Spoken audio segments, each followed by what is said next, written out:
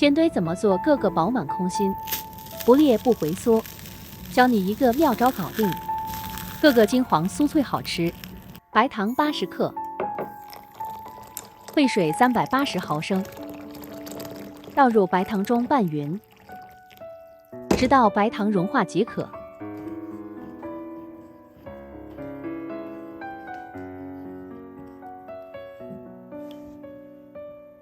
水磨糯米粉500克，拌匀，倒入沸水融化后的白糖水，用筷子把糯米粉拌匀。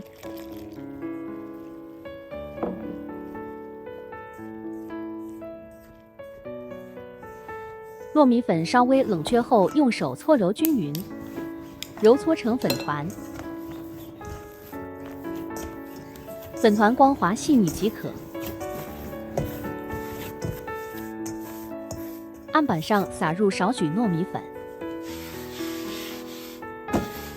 把粉团放在案板上揉成一个长条状，把粉团切成大小一致的块状，把粉团压扁成一个凹洞圆形，取适量红豆沙。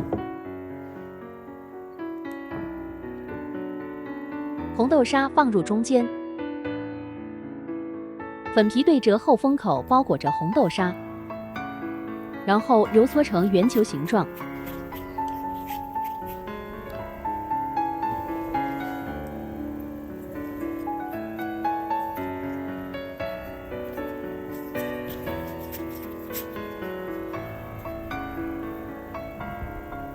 把包好的煎堆放入常温的水里，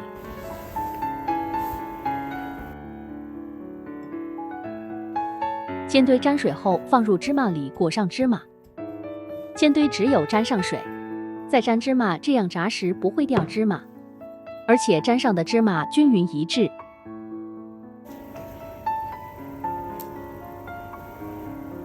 锅中倒入食用油，开大火把油烧热到80%热，测试油温可以插入筷子，筷子冒着小泡泡，说明这样的油温即可。把煎堆一个个放入锅中，这时开成小火，用筷子轻轻拔动一下煎堆，这样可以避免煎堆粘锅。煎堆浮出油面后，用筷子翻动几下，让煎堆均匀受热。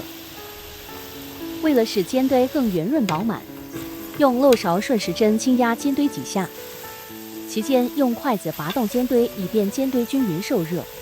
保持开小火，直到煎堆炸至金黄色，炸至煎堆熟透全过程约15分钟，这样煎堆就可以出锅上桌了。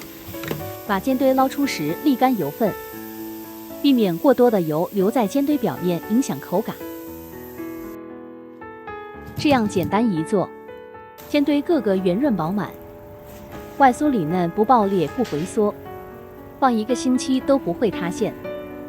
这样做的煎堆个个金黄酥脆好吃又好看，个个空心外酥里嫩，香浓可口。这是过年最应节的食物。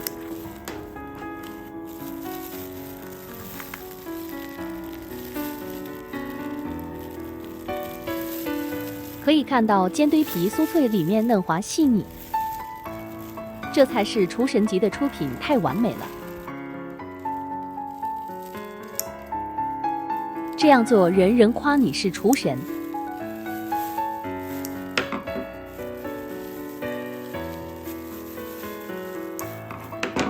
这煎堆做法真的太绝妙了，建议收藏起来，以备不时之需。